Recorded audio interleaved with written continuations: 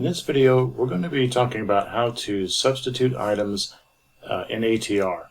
Now, this is a new feature.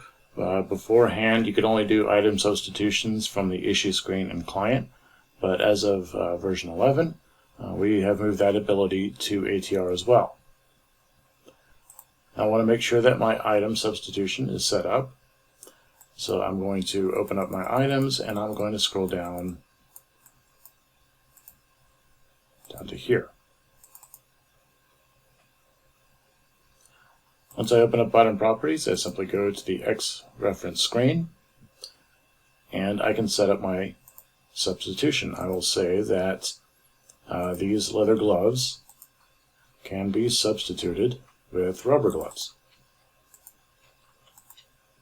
Now I could make a different type of relationship if I needed to, but I'll keep this as a substitute. And we'll go ahead and save that. Now here in ATR there is an option that we need to turn on. So I'm going to log in as the administrator. I'm going to go to my Options tab and Default Options.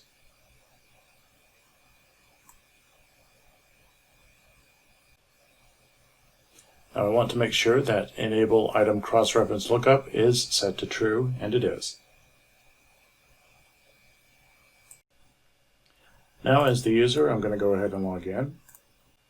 And notice now that there is a Substitute button on the side of the screen. Now usually substitutions would happen if the bin was empty. We do have leather gloves in stock, but let's just say that I want to do a substitution anyway. All I have to do is select the leather gloves, click the Substitute button, and it shows me what I can substitute with. So I'll select the rubber gloves instead and perform my issue.